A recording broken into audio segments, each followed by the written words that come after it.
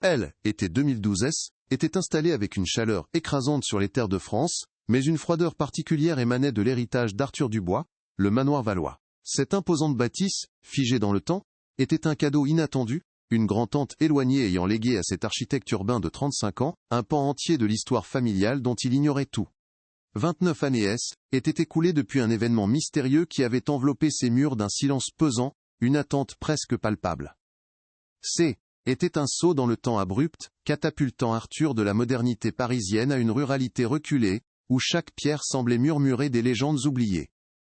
Le simple fait d'y poser le pied déclenchait déjà une curiosité insoupçonnée chez cet homme rationnel, le poussant vers un passé qu'il n'avait jamais cherché, mais qui allait bientôt le rattraper avec une force inouïe. Le manoir, avec son portail rouillé, était une énigme grandeur nature, un défi silencieux lancé à son esprit analytique, bien plus qu'une simple propriété à restaurer. Arthur, architecte de profession, avait toujours privilégié la logique et la fonctionnalité aux chimères du passé. Sa vie parisienne était rythmée par des projets contemporains, des lignes épurées et des matériaux modernes. Le manoir valois, avec ses tourelles patinées, ses pierres moussues et son atmosphère lourde de secrets, représentait un anachronisme complet, presque une provocation. Il abordait cette succession avec un pragmatisme teinté de scepticisme, ne voyant là qu'une charge fastidieuse, un projet de rénovation colossal, bien loin des légendes locales et des murmures qu'il avait déjà perçus. Pourtant, une part de lui, celle de l'intellectuel curieux, ne pouvait ignorer l'appel discret de cette histoire enfouie. Un pressentiment silencieux que quelque chose de plus profond l'attendait au-delà des murs décrépits et des jardins en friche. Au centre de ce domaine endormi, se dressait un portail monumental, une œuvre d'art forgée dans le fer, mais rongée par le temps. Ses volutes complexes et ses ornements délicats témoignaient d'un savoir-faire exceptionnel, d'une époque où l'artisanat était une signature. Mais la rouille l'avait envahi, transformant sa magnificence passée en une silhouette fantomatique, presque menaçante. Ses gonds grinçaient sous le poids des décennies d'immobilité. Ses barres tordues et ses feuilles de chêne sculptées étaient obscurcies par la saleté et les lichens. Ce N n'était pas un simple accès à la propriété. C était une barrière, un gardien silencieux d'un temps révolu, dont la présence imposante semblait cacher bien plus qu'elle ne révélait à l'aile. Œil non averti, une porte vers un mystère oublié. Animé par un sens aigu de la justice et une curiosité intellectuelle que même son pragmatisme ne pouvait étouffer, Arthur décida de s'attaquer à la restauration de ce portail. Ce N était pas seulement une question d'esthétisme ou de valeur immobilière. C était un besoin profond de respecter L, œuvre, de redonner vie à ce qui avait été négligé. Il voyait dans chaque coup de brosse, chaque polissage de métal, une manière de dialoguer avec le passé, de comprendre l'intention de l'artisan. L'idée de laisser cette pièce maîtresse sombrer davantage dans l'oubli, lui était insupportable.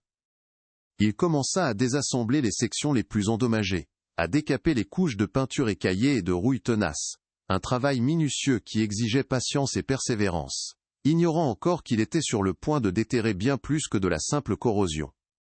Les jours étiraient sous le soleil de l'automne naissant, remplis du crissement du papier de verre contre le fer, du choc régulier du marteau sur le métal rouillé, des odeurs âcres de solvant et de poussière. Arthur s'immergeait dans cette tâche physique, loin des plans numériques et des maquettes virtuelles. Ses mains, habituellement habituées au stylo technique et au clavier, se noircissaient de cambouis, ses muscles se tendaient sous l'effort. Était un travail laborieux, presque méditatif, qui lui permettait d'oublier, un instant, le poids du manoir et de son histoire. Il examinait chaque barre, chaque rivet, chaque jointure, cherchant la perfection de l'assemblage, la signature du maître forgeron, Pierre Duval, dont le nom ne lui disait encore rien, mais dont l'ombre allait bientôt planer sur son existence. Alors qu'il s'attaquait à une barre creuse particulièrement récalcitrante, située discrètement au-dessus d'un motif floral complexe, Arthur sentit une résistance inattendue. Ce N n'était pas la rouille habituelle, ni une déformation naturelle du métal. Il y avait une masse à l'intérieur, quelque chose d'artificiel, d'intentionnellement dissimulé. Son cœur manqua un battement. La curiosité, cette force motrice insoupçonnée, prit le dessus sur son habituel pragmatisme. Avec une pince robuste, il parvint à ouvrir légèrement la soudure imparfaite, sentant le métal céder avec un grincement sinistre. Une petite ouverture apparut, juste assez large, pour qu'il puisse entrevoir un fragment de bois et de métal, enveloppé dans une fine couche de saleté, comme un secret conservé dans le ventre du portail pendant des décennies. Avec une prudence presque religieuse, Arthur extirpa l'objet. Ce N n'était pas un simple débris ou un outil oublié. Il tenait entre ses mains un marteau de forgeron, usé mais solide, son manche en bois sombre poli par d'innombrables heures de travail. L'outil, d'une facture ancienne, portait les marques indéniables d'une utilisation intensive, d'un savoir-faire. C était un objet personnel, intime, bien trop précieux pour être abandonné, et surtout, bien trop soigneusement caché pour être accidentel. Un frisson parcourut châle et chine d'Arthur. La présence de ce marteau, là, dans les entrailles du portail, était une anomalie criante, une dissonance dans le silence des lieux. Qui l'avait caché, et pourquoi? La question montait, insistante, brisant la quiétude de l'après-midi. Sur la tête métallique du marteau, gravée à la hâte mais avec une détermination palpable, Arthur distingua une inscription courte, presque une confession. Les lettres, bien que légèrement effacées par le temps, étaient lisibles, leur message glaçant. Le portail garde le secret. Je les ai vus. Le sang d'Arthur se glaça. Ce N n'était pas un simple message, C était un cri, un avertissement venu d'un passé lointain, une énigme jetée à travers les années. L'objet, autrefois symbole du labeur et de la création, devenait soudainement un témoin muet, porteur d'une vérité terrifiante. Les mots résonnaient dans l'air immobile, chassant toute trace de scepticisme, remplaçant la curiosité par une angoisse sourde, la certitude d'être tombé sur quelque chose de profondément dérangeant. En cet instant précis, sous le regard impassible du vieux manoir, la tâche de restauration d'Arthur se transforma radicalement. Le marteau N était plus un simple outil, mais une clé, un fragment d'un puzzle macabre. La disparition de Pierre Duval, le forgeron talentueux dont il allait bientôt découvrir le nom, N, n'était pas un simple fait divers de 1983. Elle était intimement liée à cette inscription, à ce portail, à ce manoir. Le secret qu'il avait découvert était là, palpable, attendant devait être révélé. Arthur sentit le poids de cette découverte, la responsabilité qui lui incombait désormais. Son esprit rationnel, habitué à la clarté, se heurtait à une obscurité insondable. Le portail de Valois N n'était pas seulement l'entrée d'une propriété, il était le seuil d'un mystère, un témoignage silencieux d'un crime oublié, qui allait le consumer entièrement. Arthur, l'architecte parisien, fut figé, le marteau lourd et froid dans sa main, le message gravé, le portail garde le secret. Je les ai vus, résonnant dans son esprit comme un écho sinistre. Son cœur battait la chamade, un rythme irrégulier, qui heurtait ses côtes, avec violence. L'air chaud de l'automne, si paisible un instant auparavant, semblait soudain pesant, chargé d'une tension palpable. Il relut l'inscription, encore et encore, ses doigts effleurant les lettres rugueuses, comme s'il cherchait à en extraire une signification plus rationnelle, moins perturbante. Ce N n'était pas un simple graffiti, ni une blague de mauvais goût. La manière dont l'outil avait été dissimulé, la précision de la cachette, tout témoignait d'une intention délibérée, d'un secret muré dans le fer. Le scepticisme, son compagnon de toujours, vacillait, ébranlé par l'évidence d'une réalité bien plus sombre que tout ce qu'il avait pu imaginer. Une sueur froide perla sur son front, traçant des chemins glacés sur sa peau. Ses mains, habituellement si fermes et précises, tremblaient légèrement, tenant le marteau comme une relique sacrée et maudite à la fois. Le poids de l'objet ne semblait pas seulement physique. Il portait le fardeau d'un passé inavoué, d'une injustice silencieuse. Autour de lui, le manoir semblait observer, ses fenêtres sombres comme des yeux scrutateurs, ses murs patinés gardant des secrets bien plus anciens que le portail lui-même. Le chant lointain des oiseaux, autrefois apaisant, se mua en un murmure étrange, presque un avertissement. Arthur sentit son estomac se nouer, une sensation de malaise profond s'installant en lui, le préparant inconsciemment à une confrontation avec l'obscurité. L'architecte en lui, habitué à déchiffrer des plans et à résoudre des problèmes concrets, se retrouvait face à une énigme d'une nature totalement différente. Ce N était plus une question de restaurer une vieille bâtisse. C était un appel à la justice, une voix venue du passé qui exigeait d'être entendue. Le pragmatisme laissait place à une urgence nouvelle, une curiosité qui se transformait en une détermination farouche. Il ne pouvait ignorer ce message, cette bouteille jetée à la mer des décennies. L'idée de laisser ce secret enfoui, de permettre à l'oubli de continuer son œuvre, lui était désormais insupportable. Le marteau, témoin silencieux, était devenu son guide inattendu, le propulsant malgré lui dans une quête dont il ne mesurait pas encore l'ampleur. Je les ai vus. Cette phrase, si courte et si percutante, résonnait dans sa tête, peignant un tableau effrayant de ce que Pierre Duval, le forgeron, avait pu endurer. Arthur imagina l'homme, seul, effrayé, gravant ces mots à la hâte, sachant peut-être que son temps était compté, que son témoignage serait son unique héritage. Il ressentait une connexion étrange avec ce forgeron disparu, une empathie inattendue pour cet inconnu dont le destin était lié au sien par un simple coup de marteau. Le silence autour de lui devint lourd, imprégné du fantôme de Duval, de sa peur, de son courage. Arthur, qui n'avait jamais connu la famille Valois, ni ce forgeron, se sentait désormais investi d'une mission personnelle, celle de donner une voix à ceux qui avaient été réduits au silence. Cette découverte, bien plus qu'un simple objet, était la promesse d'une vérité enfouie depuis 29 ans. Le secret du portail N n'était pas un mythe, mais une réalité tangible, une cicatrice profonde dans l'histoire du manoir valois. Arthur comprenait intuitivement que ce qu'il avait trouvé N était que la pointe de l'iceberg, l'amorce d'une histoire bien plus complexe et potentiellement dangereuse. Il y avait des îles dans l'inscription, des entités ou des personnes, dont l'influence avait été suffisante pour faire disparaître un homme et étouffer la vérité.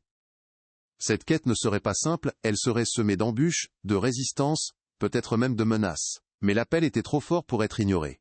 La soif de justice trop impérieuse pour être réprimée. Il examina le marteau sous la lumière déclinante du soleil d'automne. Le métal, rouillé par endroits, révélait la patine du temps, mais aussi l'empreinte de mains laborieuses. Le manche en bois, poli par des années d'usage, semblait encore retenir la chaleur de son propriétaire disparu. Les gravures, faites avec une pointe métallique, étaient irrégulières mais claires, un message d'urgence et de désespoir. Arthur sentait l'odeur du fer oxydé, de la terre humide, et une pointe de quelque chose d'ancien, de stagnant, une odeur de secret qui, échappait des pierres du manoir. Chaque détail renforçait la conviction que ce N n'était pas un accident, mais un acte délibéré, un témoignage laissé pour être trouvé, une bouteille à la mer du temps. Arthur, l'homme de chiffres et de plans, se retrouvait face à l'indicible, à l'irrationnel.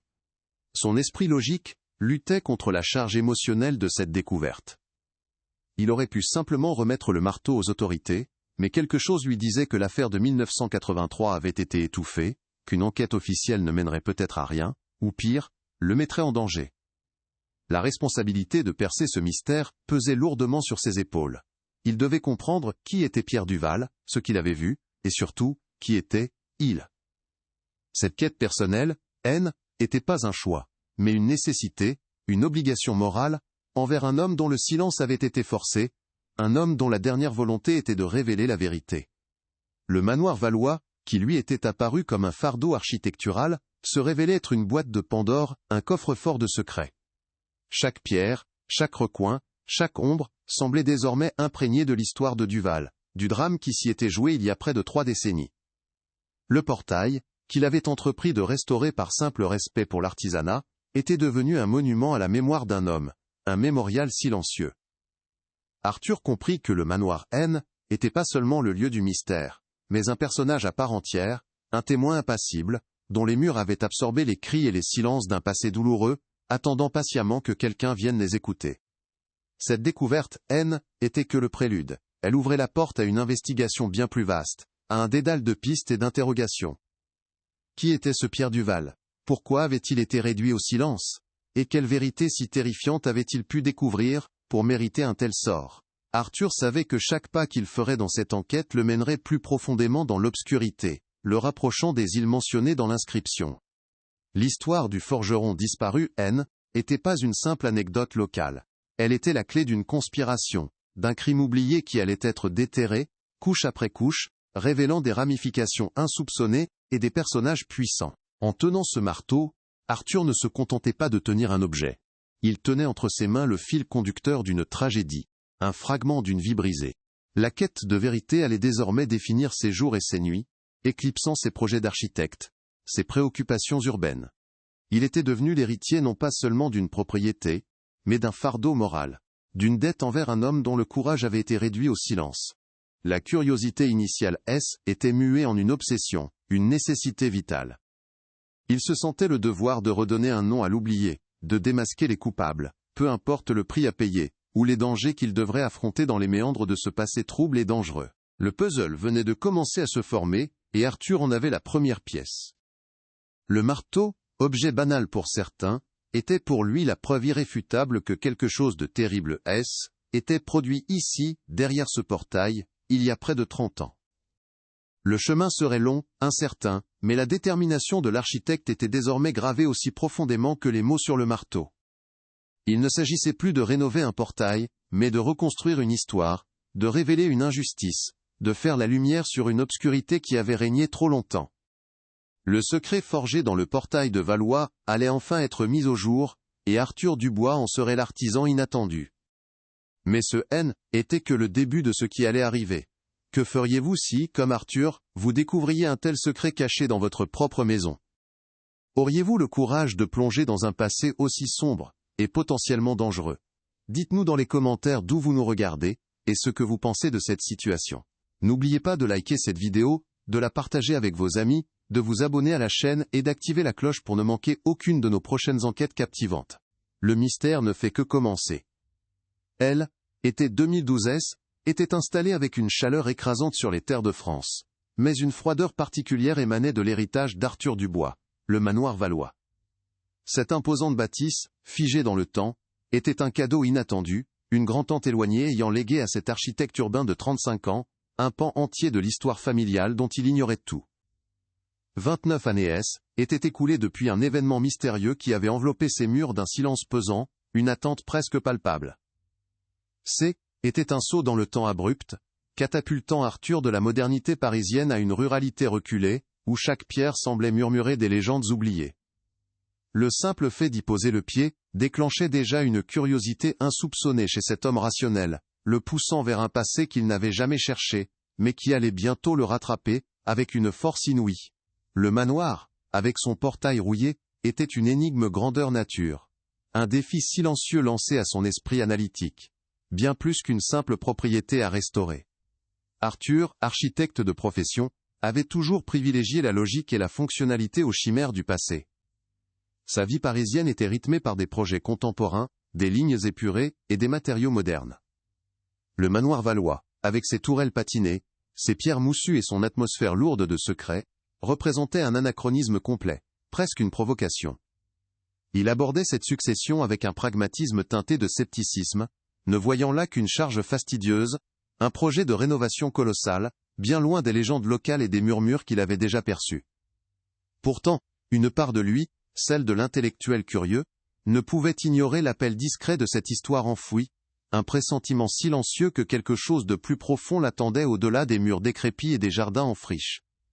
Au cœur de ce domaine endormi, se dressait un portail monumental, une œuvre d'art forgée dans le fer, mais rongée par le temps.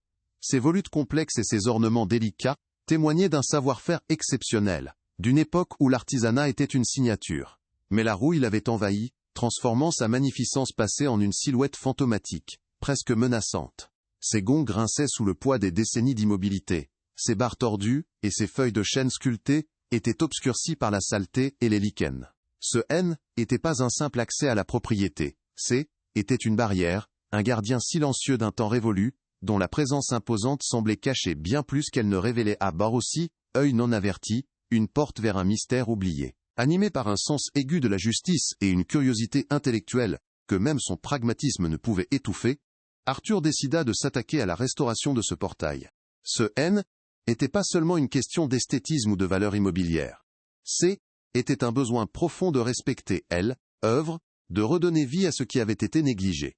Il voyait dans chaque coup de brosse, chaque polissage de métal, une manière de dialoguer avec le passé, de comprendre l'intention de l'artisan. L'idée de laisser cette pièce maîtresse sombrer davantage dans l'oubli, lui était insupportable.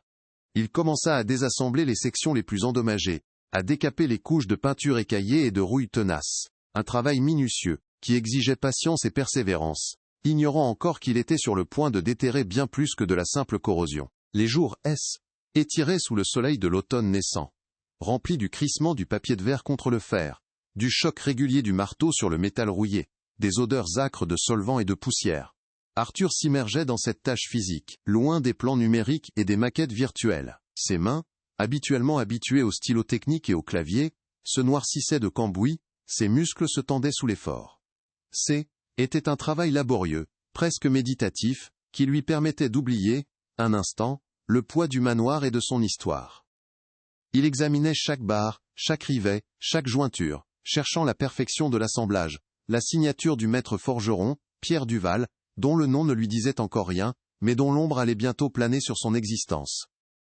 Alors qu'il s'attaquait à une barre creuse, particulièrement récalcitrante, située discrètement au-dessus d'un motif floral complexe, Arthur sentit une résistance inattendue. Ce N n'était pas la rouille habituelle, ni une déformation naturelle du métal. Il y avait une masse à l'intérieur, quelque chose d'artificiel, d'intentionnellement dissimulé. Son cœur manqua un battement. La curiosité, cette force motrice insoupçonnée, prit le dessus sur son habituel pragmatisme. Avec une pince robuste, il parvint à ouvrir légèrement la soudure imparfaite, sentant le métal céder avec un grincement sinistre. Une petite ouverture apparut, juste assez large pour qu'il puisse entrevoir un fragment de bois et de métal, enveloppé dans une fine couche de saleté, comme un secret conservé dans le ventre du portail pendant des décennies. Avec une prudence presque religieuse, Arthur extirpa l'objet. Ce N n'était pas un simple débris ou un outil oublié. Il tenait entre ses mains un marteau de forgeron, usé mais solide, son manche en bois sombre poli par d'innombrables heures de travail. L'outil, d'une facture ancienne, portait les marques indéniables d'une utilisation intensive, d'un savoir-faire. C était un objet personnel, intime, bien trop précieux pour être abandonné, et surtout, bien trop soigneusement caché pour être accidentel. Un frisson parcourut l'âle échine d'Arthur. La présence de ce marteau, là, dans les entrailles du portail, était une anomalie criante, une dissonance dans le silence des lieux. Qui l'avait caché, et pourquoi? La question montait, insistante, brisant la quiétude de l'après-midi. Sur la tête métallique du marteau, gravée à la hâte mais avec une détermination palpable, Arthur distingua une inscription courte, presque une confession. Les lettres, bien que légèrement effacées par le temps, étaient lisibles, leur message glaçant. Le portail garde le secret, je les ai vus. Le sang d'Arthur se glaça. Ce N n'était pas un simple message, C était un cri, un avertissement venu d'un passé lointain, une énigme jetée à travers les années. L'objet, autrefois symbole du labeur et de la création, devenait soudainement un témoin muet, porteur d'une vérité terrifiante. Les mots résonnaient dans l'air immobile, chassant toute trace de scepticisme, remplaçant la curiosité par une angoisse sourde, la certitude d'être tombé sur quelque chose de profondément dérangeant. En 1983, bien avant l'arrivée d'Arthur, le nom de Pierre Duval résonnait déjà dans les ateliers de forge de la région. Âgé d'une quarantaine d'années, cet artisan au talent exceptionnel était réputé pour la finesse de son travail, sa patience infinie et son œil aiguisé pour les détails. Ses mains, durcies par des années à modeler le fer ardent, créaient des œuvres d'art où la force du métal se mariait à la délicatesse des motifs. Il était un homme respecté, apprécié pour sa discrétion et son dévouement, des qualités essentielles dans une communauté rurale, où la réputation était aussi solide que le fer qu'il travaillait. Sa forge, imprégnée de l'odeur du charbon et du métal chauffé à blanc, était son royaume, un lieu où la matière brute prenait vie sous ses coups précis. L'appel du manoir valois pour la création de son portail monumental fut le couronnement de sa carrière, une commande prestigieuse, qui allait, pensait-il, sceller sa légende. Il ignorait alors que ce projet serait sa dernière et la plus sombre création. Le manoir valois, en cette année 1983, se tenait tel un colosse silencieux, ses tours de pierre grise défiant le temps et les saisons. La bâtisse, isolée sur ces terres verdoyantes, portait déjà le poids de siècles d'histoire, chaque pierre murmurant des récits oubliés, des drames familiaux, et des secrets inavoués. Une aura de mystère et de respect teintée de crainte entourait la propriété, connue pour la richesse et l'influence de ses occupants, la famille Valois, qui y résidait depuis des générations. Les habitants du village voisin évitaient souvent de s'en approcher, préférant laisser le manoir à son silence imposant, comme si ses murs eux-mêmes gardaient jalousement leur propre vérité. L'architecture gothique, les jardins à l'abandon et les bois sombres qui l'entouraient, contribuaient à forger cette légende, un climat de recueillement et de grandeur passée, mais aussi de secrets inébranlables, que Pierre Duval allait bientôt découvrir. La commande du portail pour le manoir valois représentait pour Pierre Duval bien plus qu'un simple contrat. Était un honneur, une reconnaissance de son savoir-faire inégalé. La famille Valois, connue pour son exigence et sa discrétion, ne confiait pas ses projets à n'importe qui. Pierre y voyait l'opportunité de laisser une œuvre magistrale, un schémante, œuvre qui traverserait les âges, portant sa signature et son héritage. Il était plongé avec passion dans les dessins, les esquisses, imaginant chaque volute, chaque feuille de chêne en fer forgé, chaque détail qui ferait la magnificence de cette entrée monumentale. Le portail ne serait pas seulement une barrière physique, il serait le gardien symbolique de l'histoire des Valois, une porte majestueuse vers leur monde privé. Cette motivation artistique, cette quête de la perfection, l'avait poussé à passer d'innombrables heures sur le chantier, l'immergeant au cœur même des secrets qu'il ignorait encore. La famille Valois, à l'époque, exerçait une influence considérable sur toute la région, bien au-delà des limites de leur propriété.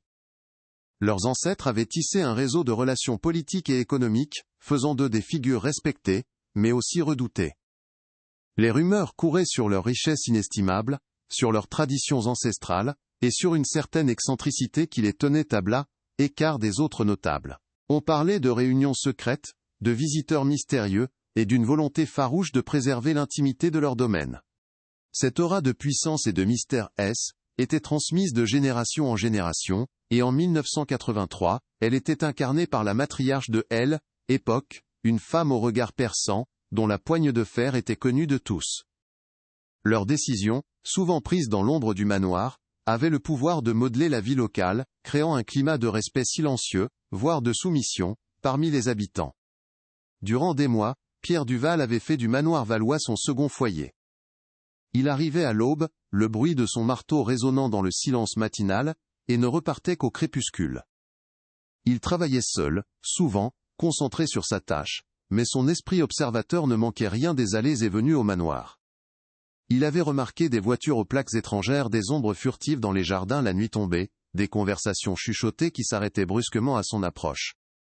L'atmosphère, d'abord empreinte de la sérénité du travail, avait commencé à se charger d'une tension subtile.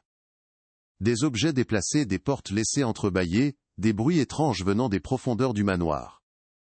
Ces détails, insignifiants pour un esprit moins attentif, avaient commencé à s'accumuler dans l'esprit du forgeron, éveillant une curiosité insidieuse, une intuition que quelque chose d'anormal se déroulait derrière la façade majestueuse. Le simple plaisir de créer laissait progressivement place à une anxiété sourde chez Pierre. Les sourires polis des domestiques semblaient forcés, les rares apparitions des Valois étaient empreintes d'une froideur inhabituelle. Il avait aperçu, à plusieurs reprises, des documents étranges dans le bureau entrevus par une porte ouverte, des cartes ou des symboles qu'il ne reconnaissait pas, évoquant des rituels ou des sociétés secrètes. Une nuit, alors qu'il terminait une soudure délicate, il avait entendu des voix élevées du salon principal, des tons graves, des mots incompréhensibles, suivis d'un silence absolu. Le sentiment être un intrus, un témoin involontaire, grandissait en lui, le rongeant de l'intérieur. Son marteau, autrefois source de fierté, devenait un instrument de sa propre infortune, le liant de plus en plus étroitement au secret inavouable du manoir, une prison dorée dont il ne soupçonnait pas encore la véritable nature. Alors que le portail prenait sa forme finale, chaque barre, chaque motif s'assemblant dans une symphonie de fer forgé, la pression sur Pierre s'intensifiait, les délais étaient serrés, la surveillance des Valois plus omniprésente. Il sentait des regards peser sur lui, une atmosphère de défiance et d'impatience grandir à son égard. Était comme si l'achèvement du portail était un compte à rebours pour quelque chose de bien plus sinistre. C'est à ce moment-là, alors qu'il travaillait sur les dernières fioritures, dissimulées par l'obscurité grandissante, qu'il fut témoin de l'indicible. Une scène rapide, violente, des silhouettes furtives, des murmures étouffés, et la certitude glaçante qu'il avait vu quelque chose qu'il n'aurait jamais dû. La peur le submergea, lui coupant le souffle. Il savait qu'il était en danger. Son témoignage, même silencieux, devait être gravé. C'est alors, dans l'urgence du désespoir, qu'il gravera son message sur le marteau, et le cachera au cœur de son œuvre, un dernier acte de résistance. La disparition de Pierre Duval, survenue peu après l'achèvement du portail, laissa la petite communauté sous le choc.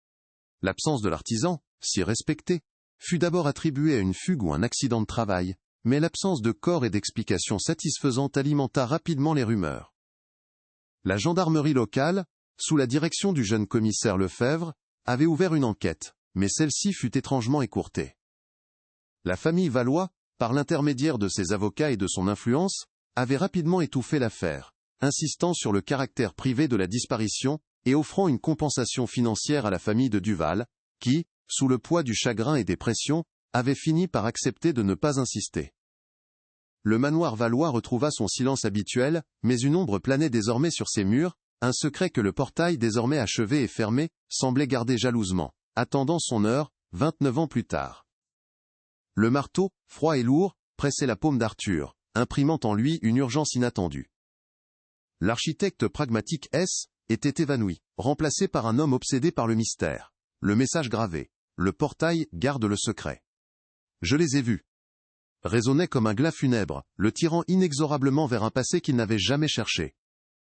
Le soleil filtrant à travers les feuilles jaunissantes, jetait des ombres longues et inquiétantes sur le vieux manoir. Arthur savait. Il savait que cette découverte n'était pas le fruit du hasard, mais une bouteille à la mer, lancée par un homme désespéré. Son cœur battait un rythme martial, le préparant à la bataille qu'il allait livrer contre l'oubli et le mensonge. La restauration du portail était plus une tâche architecturale, mais le début d'une quête bien plus profonde, une promesse silencieuse faite à un fantôme. Il devait trouver des réponses, pour Pierre Duval, pour lui-même et pour la vérité. Le poids de cette responsabilité était immense, mais sa détermination, elle, était tout autant. Dès le lendemain, Arthur laissa de côté ses outils de rénovation pour se plonger dans les archives locales. Le petit village voisin, à quelques kilomètres du manoir valois, abritait une modeste bibliothèque municipale et les bureaux de la mairie, dépositaires de la mémoire collective. L'air y était lourd, imprégné de l'odeur du papier jauni et de la poussière accumulée au fil des décennies. Les étagères croulaient sous le poids de registres anciens, de journaux locaux reliés et de dossiers administratifs. Arthur se sentait à la fois étranger et profondément lié à ce lieu, comme si chaque document recelait un fragment de la vérité qu'il pourchassait. Il demanda l'accès aux archives de 1983, l'année de la disparition de Pierre Duval. La bibliothécaire, une femme âgée aux lunettes épaisses, le regarda avec une curiosité non dissimulée, mais sans poser de questions, habituée peut-être aux pérégrinations des nouveaux propriétaires du manoir. Ses doigts effleurèrent les pages rousses des journaux, le Courrier du Valois, et Écho régional, datant de la fin de été 1983. En parcourant les gros titres sur la météo, les récoltes et les potins locaux, son regard finit par s'arrêter sur un article, modeste par sa taille, mais percutant par son contenu. Disparition inquiétante de Pierre Duval, forgeron local. La date, 15 septembre 1983. L'article décrivait Pierre comme un homme apprécié, sans histoire, un artisan dévoué à son métier. Il était rapporté qu'il avait été vu pour la dernière fois quittant le manoir valois, après l'achèvement du fameux portail. Le ton était celui de l'inquiétude, la communauté s'interrogeant sur ce qui avait pu arriver à l'homme. La photo en noir et blanc, un portrait un peu flou de Pierre, le montrait avec un sourire franc et des yeux pleins de vie, un contraste saisissant avec son destin. Arthur ressentit une vague de tristesse, le visage de l'homme devenant soudainement réel, bien plus qu'un simple nom. Les articles suivants, étalés sur les semaines qui suivirent, révélaient une enquête menée par la gendarmerie locale, sous la direction du commissaire Antoine Lefebvre. Les recherches avaient été lancées, la région ratissée, des appels à témoins lancés. Pourtant, aucune piste sérieuse n'avait émergé. Les témoignages étaient vagues, se contredisant parfois. Le journal mentionnait l'absence de signes de lutte ou de départ forcé, aucun indice tangible. Puis, de manière abrupte, la couverture médiatique diminua. Un dernier article, daté du 28 octobre 1983, annonçait que l'enquête avait été classée, sans suite, faute d'éléments probants. Un court paragraphe précisait que la famille Valois, par l'intermédiaire de ses avocats, avait exprimé sa profonde tristesse et offert une compensation à la famille de Duval, un geste de charité, plutôt qu'un aveu de responsabilité. Pour Arthur, cette clôture hâtive sonnait faux, une dissonance flagrante avec la gravité de la disparition. Arthur relut l'article, ses yeux parcourant les mots « sans suite »,« faute d'éléments probants ». Le contraste avec le message gravé sur le marteau « moins ski ». Le portail garde le secret. Je les ai vus. Moins ski, était criant, presque insultant. Comment une enquête pouvait-elle être classée aussi rapidement, alors qu'un homme disparaissait sans laisser de traces, laissant derrière lui un témoignage aussi énigmatique? Le sentiment qu'une vérité avait été délibérément étouffée grandissait en lui, une certitude froide, qui glaçait ses entrailles. La promesse du marteau n'était pas une simple énigme, mais une accusation silencieuse contre un système qui avait failli, ou pire, qui avait été corrompu. Arthur se sentait de plus en plus connecté à Pierre Duval, une sorte de pacte implicite se nouant entre eux à travers les décennies. Il était clair que l'histoire officielle était qu'une façade, un voile jeté sur une réalité bien plus sombre et douloureuse. En creusant plus profondément, Arthur remarqua que les mentions de la famille Valois étaient étrangement discrètes. Bien qu'ils fussent les derniers à avoir vu Pierre Duval, leur nom n'apparaissait que brièvement, toujours avec une certaine déférence, évitant toute implication directe ou suspicion. Les articles soulignaient plutôt leur coopération exemplaire et leur souci du bien-être de la communauté. Aucun détail sur leur déclaration à la gendarmerie, aucune citation de leur part.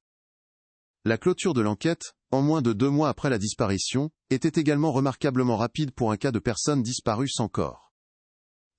Était une efficacité troublante, presque orchestrée.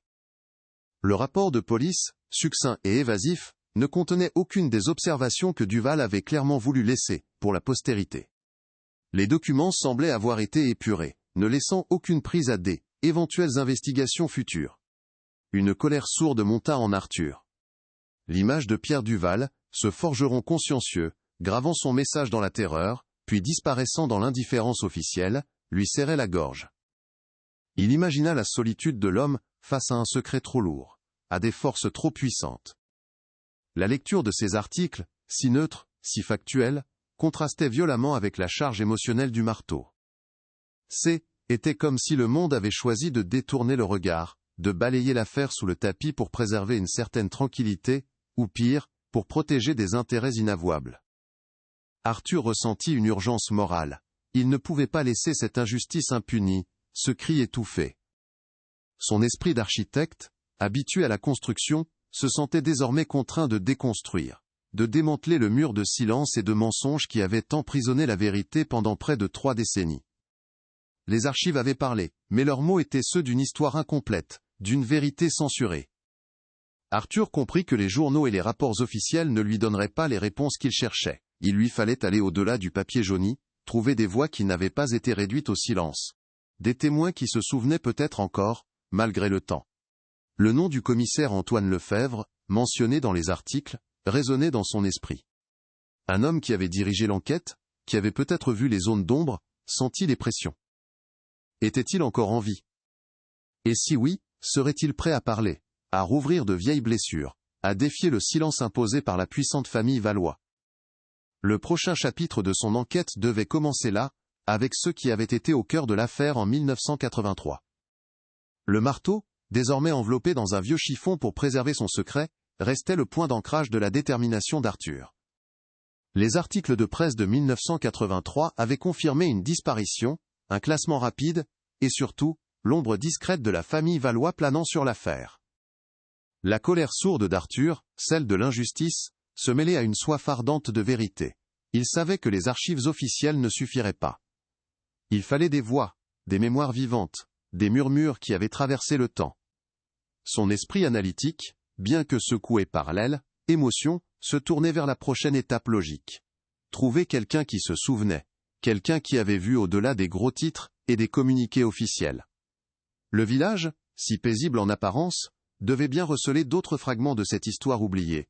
Des témoignages non archivés, des bribes de conversation, qui, mises bout à bout, pourraient enfin révéler la face cachée des événements. C'est ainsi qu'Arthur se rendit à nouveau au cœur du village. Mais cette fois, sa destination était la petite bâtisse qui abritait la société historique locale. Un lieu moins formel que la mairie, mais réputé pour conserver la mémoire collective.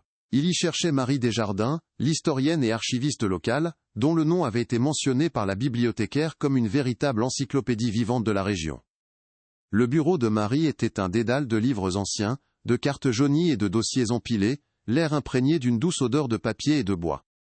Marie, une femme aux cheveux grisonnants, et aux yeux vifs dissimulés derrière des lunettes fines, le reçut avec une curiosité mesurée, habituée aux visiteurs s'intéressant au passé, mais rarement avec l'intensité qu'elle percevait chez cet architecte parisien. Arthur, le marteau imaginaire toujours pesant dans sa main, expliqua sa découverte, montrant les articles de presse qu'il avait soigneusement photocopiés.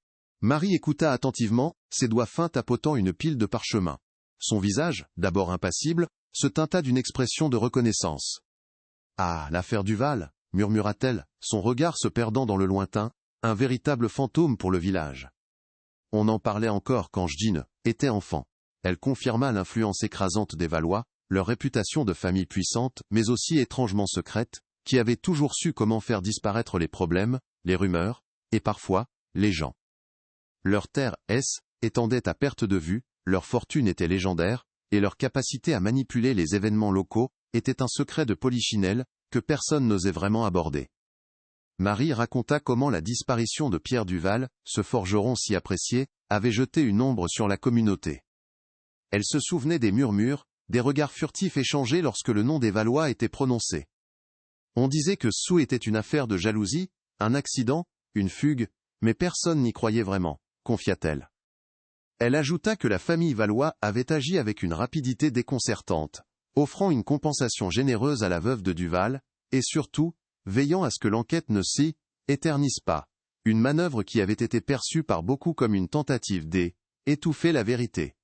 Les Valois avaient orchestré un silence, une sorte d'accord tacite avec le village, où l'argent avait remplacé la justice, et où la peur avait pris le pas sur la curiosité, créant un vide autour de l'événement. Mais le plus frappant pour Arthur fut lorsque Marie mentionna les plans originaux du manoir Valois. J'ai eu la chance de les consulter il y a des années, dit-elle, des œuvres d'art en elles-mêmes, détaillant chaque pierre, chaque ferronnerie. Elle expliqua que les architectes de l'époque, souvent des artisans, laissaient des marques, des notes, parfois des curiosités. Elle se souvenait spécifiquement des plans du portail, une pièce maîtresse pour l'époque, commandée avec une exigence particulière de discrétion.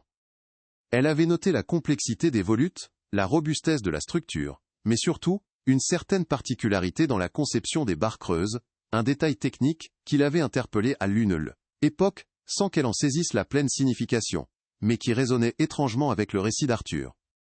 Avec une énergie nouvelle, Marie se lança à la recherche des documents. Après quelques minutes passées à fouiller dans des cartons poussiéreux, elle ressortit un grand rouleau de papier jauni, ligoté par une ficelle craquante. Dépliant les plans sur une table encombrée, Arthur vit apparaître des dessins d'une finesse incroyable, des croquis détaillés du portail de Valois. Chaque volute, chaque rivet était méticuleusement représenté, avec des annotations manuscrites dans une écriture élégante. La date, 1982, était clairement visible, précédant d'1 an la disparition de Duval. Arthur passa ses doigts sur le papier, ressentant presque la présence de l'architecte original, et peut-être même celle de Pierre Duval, qui avait dû travailler à partir de ces mêmes esquisses, chaque ligne, chaque courbe racontant une histoire silencieuse. En examinant les plans avec Marie, un détail attira l'attention d'Arthur, une subtilité que son œil d'architecte ne put ignorer.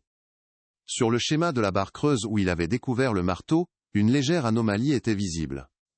Une section, à première vue anodine, présentait une épaisseur légèrement supérieure aux autres, presque imperceptible, comme une erreur de dessin ou une modification de dernière minute. Mais l'inscription, le portail garde le secret, résonnait dans sa tête. Ce N était pas une erreur. C était une intention. Un compartiment secret. Marie, observant le même point, fronça les sourcils. C'est étrange, dit-elle. La structure est déjà si complexe, pourquoi ajouter une telle dissimulation? La question flottait dans l'air, lourde de non-dits, d'implications cachées. Arthur sentit une bouffée d'excitation, mêlée à une angoisse grandissante. Le marteau N était pas seulement un témoignage, C était une carte au trésor. La subtile anomalie sur le plan N était pas un défaut, mais un indice délibéré, laissé par l'architecte, ou peut-être Pierre Duval lui-même, pour indiquer une cachette. Une cachette qui, s'il la trouvait, pourrait contenir des réponses plus concrètes, des preuves irréfutables de ce qui était réellement passé en 1983. Le portail, qu'il avait commencé à restaurer, était bien plus qu'une entrée monumentale. Il était un coffre-fort de secrets, un réceptacle silencieux d'une vérité effroyable. Mais que pouvait bien contenir ce compartiment dissimulé, et quel rôle cette découverte allait-elle jouer dans la réouverture d'une affaire que tous croyaient à jamais enterrée? Arthur, armé des plans du portail et des révélations de Marie, savait que sa prochaine étape devait être le commissaire Lefebvre. Le nom, mentionné dans les vieux journaux, symbolisait le dernier maillon de l'enquête officielle, celle qui avait été brutalement interrompue. Pour Arthur, Lefebvre N était pas seulement un ancien policier, il était la mémoire vivante d'une époque où la vérité avait été sacrifiée sur l'autel de la puissance des Valois. Retrouver sa trace fut plus simple que prévu. Marie Desjardins, toujours bien informée, lui indiqua une petite maison en bordure de la rivière, où l'ancien commissaire vivait une retraite paisible, loin de l'agitation des villes. La perspective de rouvrir une affaire vieille de presque 30 ans, une affaire classée, était intimidante. Mais le marteau de Pierre Duval, ce témoin silencieux, pesait sur la conscience d'Arthur. exigeant que justice soit enfin rendue, que le voile de l'oubli soit levé, peu importe les obstacles ou les dangers qui se dresseraient sur son chemin. La rencontre avec Antoine Lefèvre eut lieu dans son jardin fleuri, sous un soleil d'automne doux et trompeur. L'homme, désormais septuagénaire, affichait une silhouette voûtée et un regard fatigué, mais ses yeux conservaient une lueur d'intelligence et de regret. Arthur lui tendit les photocopies des articles de presse, le marteau enveloppé dans son sac, restant discret pour l'instant. Lefèvre les parcourut, ses lèvres minces se serrant. « Duval cette affaire, murmura-t-il, un soupir lourd, échappant de sa poitrine. Il hésita. Manifestement réticent à raviver de vieilles douleurs. C'est du passé, jeune homme. Certaines choses sont mieux de rester enterrées. Le ton était ferme, mais Arthur perçut la faille, la blessure non cicatrisée sous la résignation. La résistance de Lefèvre était pas de l'indifférence, mais la prudence d'un homme qui avait déjà payé le prix de sa curiosité, confronté à des forces obscures qu'il n'avait pas pu vaincre. Arthur, insistant avec une douceur persistante, posa le marteau sur la petite table de jardin, dévoilant l'inscription. Le portail garde le secret. Je les ai vus. Le vieil homme blêmit, sa main tremblante, effleurant l'outil. Le silence étira, lourd de souvenirs enfouis. Ce marteau, dit Lefèvre d'une voix rauque, je savais qu'il y avait quelque chose. Mais on ne m'a pas écouté. Il raconta son tourment, les nuits blanches passées à rejouer la scène. Les indices manquants. Les incohérences. La disparition de Duval l'avait hanté. Une tache indélébile sur sa carrière. Il se sentait coupable d'avoir dû classer l'affaire, d'avoir abandonné un homme sans sépulture, sans justice. Cette culpabilité, ce sentiment d'eau, échec professionnel et moral, était gravé dans son regard, dans chaque ride de son visage, une cicatrice invisible mais profonde. Le marteau, sorti de l'ombre, ravivait non seulement le mystère, mais aussi la douleur d'une impuissance passée. Lefèvre commença à parler, d'abord par fragments, puis avec une clarté grandissante, comme si le marteau avait brisé un barrage silencieux. Il évoqua les pressions, d'abord subtiles, puis de plus en plus directes, exercées sur lui et son équipe. Des appels de haut placés, des visites inopinées de fonctionnaires anonymes, des conseils insistants de ne pas trop s'attarder sur l'affaire. Le dossier sentait le soufre, expliqua-t-il, mais on nous a dit de ne pas allumer le feu. Il se souvenait de la matriarche Valois de l'époque, une femme d'une froideur glaçante, qui avait personnellement insisté pour une résolution rapide du dossier, brandissant l'influence de sa famille, ses relations au sein de la magistrature et du monde politique. Le village tout entier, par peur ou par intérêt, avait fait bloc, évitant de se mouiller, laissant le forgeron à son sort. Les Valois, continua Lefèvre, sa voix empreinte d'amertume, avaient des tentacules partout. Des juges, des préfets, même des députés. Il décrivit comment les ressources de l'enquête avaient été soudainement réduites, les pistes prometteuses ignorées, les témoins potentiels intimidés par des visites inopportunes ou des menaces voilées. Le rapport final, celui qui avait classé l'affaire sans suite, avait été réécrit plusieurs fois, édulcoré, dépouillé de tout élément compromettant qui aurait pu pointer vers le manoir. Il y avait des rumeurs, des chuchotements persistants sur des activités illicites menées par la famille Valois, des transactions obscures, des réunions nocturnes avec des inconnus, mais rien qui puisse être officiellement prouvé face à leur pouvoir de dissimulation.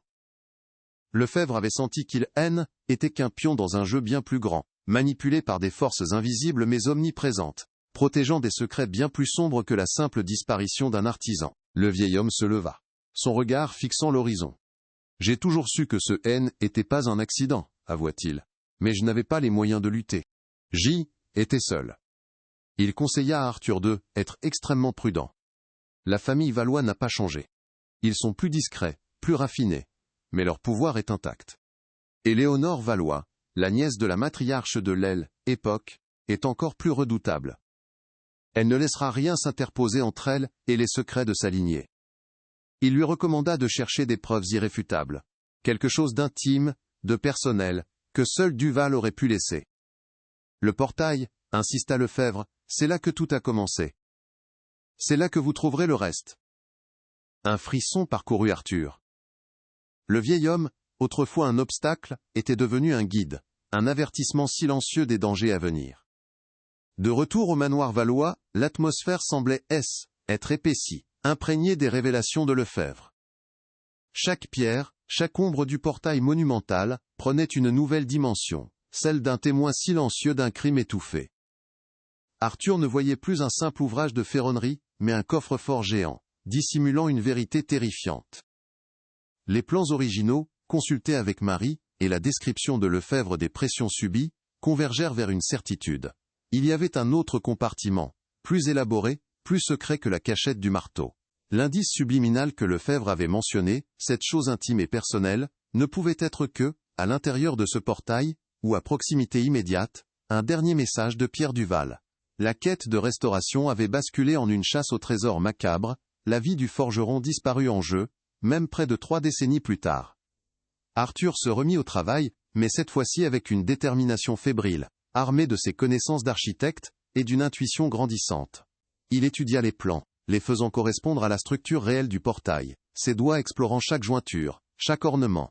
La petite anomalie repérée par Marie sur les plans, une légère différence d'épaisseur dans une section particulière, devint son point de mire. Était une barre creuse, plus large et plus profonde que les autres, dissimulée derrière une volute particulièrement dense, juste au-dessus du motif floral complexe où il avait trouvé le marteau. Avec des outils délicats, il commença à sonder, à tâter, à chercher une ouverture. Après des heures de patience et de minutie, ses doigts sentirent un léger interstice, un mécanisme de verrouillage rudimentaire, mais astucieusement conçu. Presque invisible à l'aile, œil nu. Un clic sourd résonna dans le silence, et une petite trappe, parfaitement intégrée, s'ouvrit. À l'intérieur de ce compartiment secret, l'obscurité était totale, imprégnée de l'odeur du métal et du temps. Arthur, le cœur battant à tout rompre, glissa la main, et en extirpa délicatement un petit paquet, enveloppé dans un tissu de lin jauni. Le paquet contenait un carnet en cuir usé, manifestement un journal intime, et plusieurs croquis détaillés. Le journal, dont la couverture portait les initiales P.D', était écrit d'une écriture fine et régulière, celle de Pierre Duval. Les croquis représentaient des symboles étranges, des figures géométriques complexes, et des scènes esquissées à la hâte, des ombres furtives dans les jardins, des visages déformés par la peur. Était le cœur du mystère, la voix de l'homme disparu, enfin retrouvé. Arthur sentit le poids de ses découvertes, non seulement physiques, mais aussi émotionnelles, entre ses mains. Chaque page, chaque ligne, chaque trait de crayon, était une promesse de vérité. Arthur commença à lire le journal, assis sur les marches du manoir, le soleil déclinant jetant des ombres longues et inquiétantes. Les premières pages décrivaient le quotidien de Pierre, son amour pour son métier, sa fierté de travailler sur le portail des Valois. Puis, le ton changea. Pierre y consignait ses observations troublantes, des visiteurs nocturnes aux allures menaçantes, des objets déplacés, des conversations chuchotées sur des transactions et des rituels. Il décrivait la peur grandissante, le sentiment d'être surveillé, être un témoin involontaire, événements sinistres. Un passage glaçant racontait une nuit, où il avait vu, depuis sa cachette improvisée, une scène horrible. Un meurtre rituel, des silhouettes encapuchonnées autour d'une victime, des symboles gravés dans la terre. Les Valois étaient pas seulement des propriétaires influents, ils étaient les chefs d'une société secrète, impliqués dans des pratiques occultes, et des crimes bien plus vastes. La lecture du journal de Pierre Duval fut un choc, une plongée abrupte, dans une réalité cauchemardesque. La disparition du forgeron était pas un simple meurtre. Était un acte de silence prémédité, orchestré pour cacher des crimes rituels et des transactions illégales d'une ampleur nationale. Les croquis d'abord énigmatiques prenaient tout leur sens. Des symboles occultes, des cartes de lieux inconnus, des visages identifiables de personnalités influentes de la région, et même au-delà. Arthur réalisa qu'il n'avait pas seulement déterré un vieux secret de famille, mais une conspiration dangereuse, touchant des sphères de pouvoir insoupçonnées. Le poids de cette révélation le submergea. Il était désormais en possession de preuves compromettantes, des informations que la famille Valois avait gardées enterrées pendant des décennies. En découvrant la vérité de Pierre Duval, Arthur était devenu, à son tour, une cible. Sa vie était désormais en péril, et le manoir, jadis simple héritage, était devenu une prison silencieuse, un terrain de chasse pour des forces obscures qui ne reculeraient devant rien pour protéger leurs sombres secrets. La lecture du journal de Pierre Duval avait transpercé Arthur, non comme une simple histoire, mais comme une lame glacée. Le forgeron n'avait pas seulement été témoin d'un meurtre, mais d'une horreur organisée, un réseau de crimes rituels et de transactions illégales, qui sidait bien au-delà des murs du manoir valois, touchant des personnalités en vue, des figures respectées de la région et même de plus haut. Les croquis, d'abord cryptiques, prenaient une signification terrifiante. Des symboles occultes associés à des confréries anciennes, des cartes détaillées de souterrains, des visages familiers entrevus dans les journaux locaux, des noms prononcés à voix basse dans les pages jaunies. Arthur sentit le sol se dérober sous ses pieds. Il était plus un simple enquêteur du passé, mais un intrus ayant brisé un silence de près de 30 ans, et il était désormais la prochaine cible de cette obscure conspiration. Le poids du journal entre ses mains devint insoutenable, chaque page imprégnée de la peur de Duval, une peur qui était désormais la sienne. Arthur, l'architecte cartésien, se retrouvait plongé dans un monde d'ombre et de rituels, un univers où la logique n'avait plus sa place. Il cacha le carnet et le marteau dans un coffre-fort mural, dissimulé dans les murs épais du manoir, une cachette que seul un œil d'expert aurait pu déceler. Le sentiment d'être épié s'intensifia. Chaque craquement du vieux bois, chaque souffle du vent dans les cheminées, lui semblait être un avertissement, une présence. La solitude du manoir, autrefois paisible, se transforma en une angoisse oppressante. Le transformant en une forteresse vulnérable, un lieu où le danger pouvait surgir à tout moment, de n'importe quel recoin. Conscient de l'ampleur du danger, Arthur comprit qu'il ne pouvait plus agir seul. Il contacta Marie Desjardins, l'historienne locale, sous le prétexte de vouloir approfondir ses recherches sur la famille Valois, évitant soigneusement de révéler l'intégralité de sa découverte. Il lui montra quelques-uns des symboles et des noms esquissés par Duval dans son journal, observant attentivement sa réaction. Marie, d'abord perplexe, reconnut certains des motifs comme des emblèmes anciens, liés à de vieilles légendes locales de sociétés secrètes et de confréries ésotériques, des histoires que l'on racontait au coin du feu, mais que personne ne prenait réellement au sérieux. Son visage, d'ordinaire serein, se tendit, une inquiétude grandissante se lisant dans ses yeux. Marie, après avoir examiné les croquis plus attentivement, identifia plusieurs des visages esquissés, comme appartenant à des familles influentes de la région, des noms connus dans les cercles politiques et économiques, dont certains étaient encore actifs. Elle se souvenait de rumeurs persistantes, de réunions discrètes se tenant au manoir Valois il y a des décennies, des rendez-vous nocturnes qui avaient toujours alimenté les fantasmes locaux, mais qui, à la lumière des dessins de Duval, prenaient une dimension sinistre. C'est beaucoup plus grand que ce que l'on imaginait, murmura-t-elle sa voix à peine audible.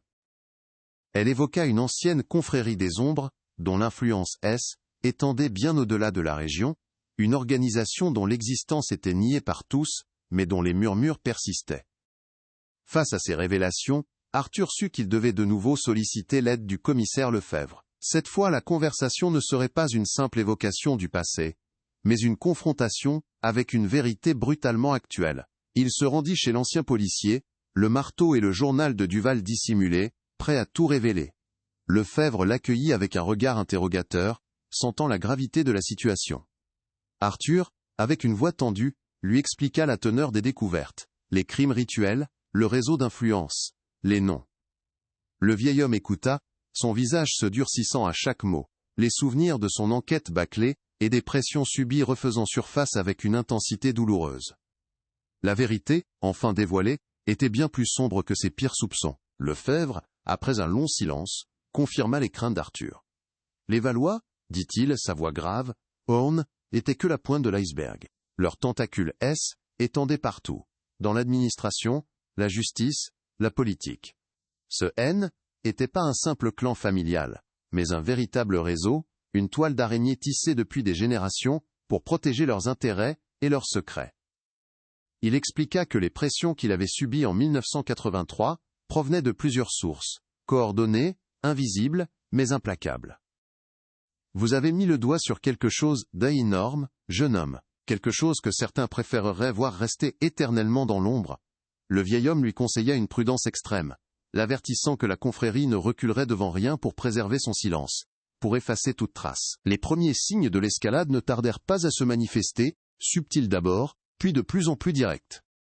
Une nuit, alors qu'Arthur travaillait tard sur les plans du manoir, les lumières de la propriété vacillèrent, puis, éteignirent complètement, le plongeant dans une obscurité angoissante. Le lendemain, il retrouva la porte de son bureau légèrement entr'ouverte, alors qu'il était certain de l'avoir fermée à clé. Rien ne manquait, mais le message était clair. Il était pas seul. Des bruits étranges résonnaient dans les couloirs la nuit, des murmures lointains, des pas feutrés qui s'arrêtaient brusquement. Ces incidents, insignifiants isolément, créaient une atmosphère de menace constante, une certitude qu'il était sous surveillance, que ses moindres faits et gestes étaient observés par des yeux invisibles. La paranoïa d'Arthur grandissait, s'insinuant dans chaque recoin de son esprit. Il renforça les serrures, installa des caméras rudimentaires, transformant le manoir en une forteresse assiégée. Chaque ombre, chaque bruit, chaque mouvement suspect le faisait sursauter. Il ne dormait plus que par intermittence, le journal de Duval devenant son unique compagnon, une source de vérité et d'angoisse. Il se sentait piégé, pris dans une toile dont il ne voyait pas les bords. Le manoir, jadis symbole d'un héritage, était devenu une prison dorée, un lieu où chaque pierre semblait retenir son souffle, attendant le moment où les forces obscures viendraient réclamer leur dû. La solitude pesait lourdement, le séparant du monde extérieur, le laissant face à un ennemi insaisissable, mais omniprésent. C'est alors, Éléonore Valois fit son entrée, de manière inattendue, un après-midi ensoleillé. Sa voiture noire, silencieuse, s'arrêta devant le portail fraîchement restauré, dont Arthur n'avait pas encore eu le temps de révéler la cachette. Elle descendit, une silhouette élégante et intimidante, ses yeux d'un bleu acier perçant le regard d'Arthur. Son sourire était poli, presque figé, mais une froideur palpable émanait d'elle. « Monsieur Dubois, dit-elle d'une voix douce mais ferme, je crois que nous devons avoir une conversation. Mon domaine est un lieu de secret, n'est-ce pas? Et certains secrets sont mieux gardés. » Sa présence imposante, son assurance inébranlable, confirmaient tout ce que Lefebvre et Marie avaient décrit. Elle était la gardienne implacable des secrets de sa lignée, une adversaire redoutable. La confrontation se déroula dans le grand salon, sous les portraits ancestraux des Valois, comme si les fantômes du passé assistaient à la scène. Éléonore ne fit aucune menace directe, mais chaque mot était chargé d'un sous-entendu glaçant. Elle parla de l'importance de la discrétion, des dangers de déterrer de vieilles histoires, des conséquences inattendues pour ceux qui s'aventuraient trop loin. Ses yeux, sans ciller, balayaient la pièce, comme pour s'assurer que ses paroles étaient bien comprises. Elle mentionna subtilement les activités récentes d'Arthur, ses visites à la bibliothèque, à Marie, à Lefebvre, prouvant qu'elle était parfaitement informée de chaque étape de son enquête. La vérité, monsieur Dubois, n'est pas toujours ce que l'on croit, et parfois, elle peut être dangereuse pour ceux qui la cherchent. Le message était clair. Arthur jouait avec le feu, et il était sur le point de se brûler. Arthur, bien que profondément ébranlé par la froide détermination d'Éléonore, sentit sa propre résolution se renforcer. Le marteau et le journal de Pierre Duval étaient devenus plus que de simples preuves. Ils étaient le symbole d'une promesse, d'une dette envers un homme réduit au silence. Il ne pouvait pas reculer, pas maintenant. La confrontation avec Éléonore Valois, était pas une défaite, mais une confirmation. Il était sur la bonne voie.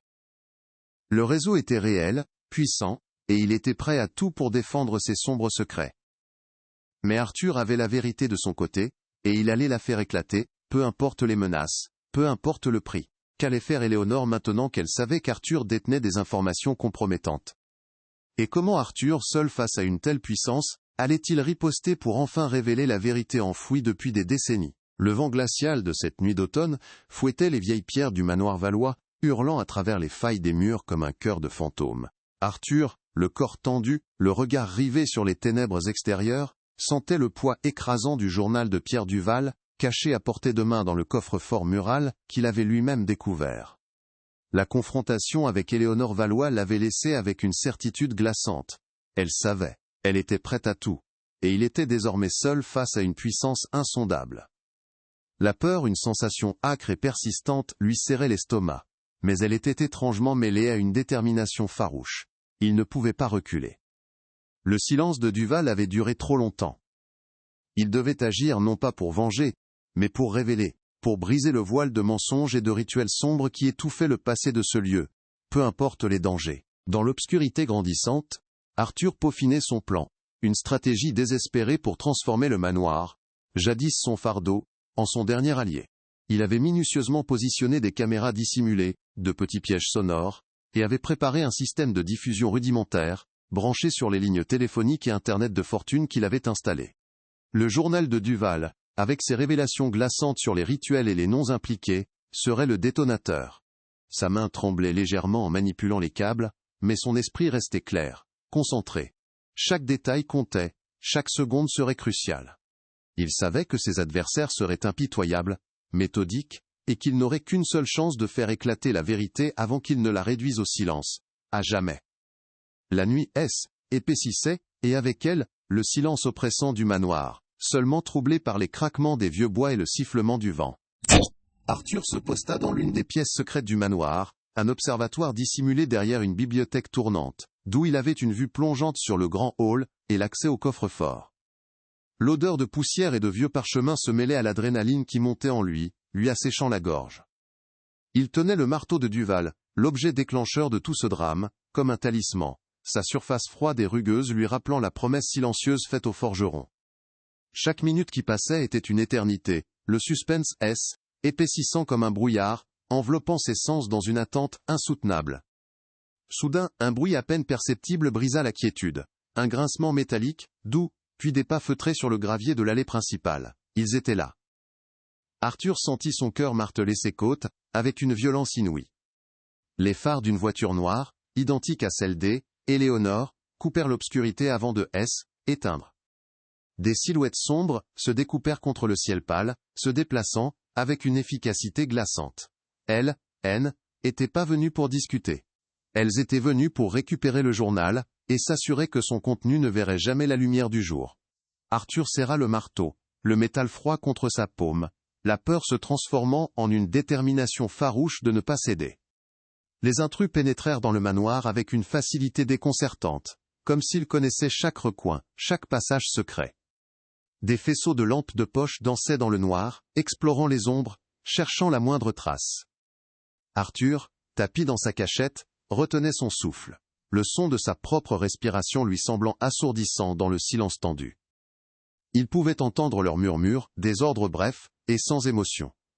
Ils se dirigeaient directement vers le grand hall, vers le coffre-fort. La précision de leurs mouvements, leur connaissance des lieux, confirmait l'ampleur de la conspiration, le fait que ce manoir était bien plus qu'une simple propriété, mais un centre névralgique de leurs activités illicites. Éléonore Valois apparut alors, sa silhouette élégante, se découpant dans l'ombre du hall, son visage figé dans une expression de froide détermination. Elle, n'était pas venue seule. Deux hommes costauds l'accompagnaient, des ombres silencieuses et menaçantes. Son regard balayait la pièce, s'arrêtant un instant sur la bibliothèque, comme si elle sentait la présence d'Arthur. Monsieur Dubois, sa voix, douce mais tranchante, résonna dans le hall, ne rendait pas les choses plus difficiles qu'elles ne doivent être. Donnez-nous ce qui nous appartient, et nous pourrons oublier cette regrettable intrusion dans nos affaires. Ces mots étaient un poison, un mélange de menaces et de fausse bienveillance, qui faisait monter une vague de colère chez Arthur. C'est à ce moment précis qu'Arthur, le cœur battant à tout rompre, déclencha son piège. Un flash aveuglant de lumière stroboscopique éclata, suivi d'un hurlement strident d'alarme qui déchira le silence du manoir. Les hommes d'Éléonore furent désorientés, leurs mains portées à leur visage. Éléonore, elle, ne vacilla pas, ses yeux d'acier fixant la bibliothèque. Simultanément, Arthur activa le système de diffusion. Des extraits de la voix off de Pierre Duval, tirés de son journal, commencèrent à résonner dans le manoir, amplifiés, déformés, racontant les horreurs dont il avait été témoin, les noms, les dates, les symboles occultes. La panique commença à monter chez les intrus, le silence de leur opération brisé par la voix d'un fantôme. « Le portail garde le secret! Je les ai vus !» La voix de Duval, chargée de terreur, résonnait, amplifiée, se mêlant aux hurlements de l'alarme. Éléonore Valois, les yeux remplis d'une fureur froide, comprit. Arthur n'avait pas seulement caché le journal, il avait préparé une révélation publique, un acte de défi ultime. « Arrêtez ça !» hurla-t-elle, sa voix habituellement posée brisée par la rage. Ces hommes se précipitèrent vers la bibliothèque, leurs visages déformés par la colère.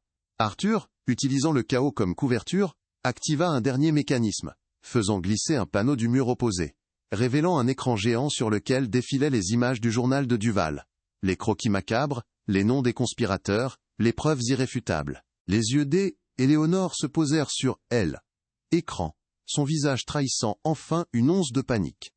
Les symboles occultes, les visages des personnalités influentes, les descriptions des rituels, tout était là, exposé à la vue de tous, potentiellement diffusé au monde extérieur. Elle réalisa l'ampleur de la trahison, l'audace de cet architecte, qui avait osé défier des décennies de silence. Sa froideur se mua en une rage incontrôlable. « Trouvez-le, tuez-le » cria-t-elle, son écho résonnant dans le manoir. Les hommes se lancèrent à la poursuite d'Arthur, brisant les meubles, tirant des coups de feu qui résonnaient comme des coups de tonnerre dans la vieille bâtisse, le fracas du verre brisé ajoutant à la cacophonie de la confrontation. Arthur, le marteau toujours en main, échappa par un passage secret, qu'il avait repéré dans les plans de la maison.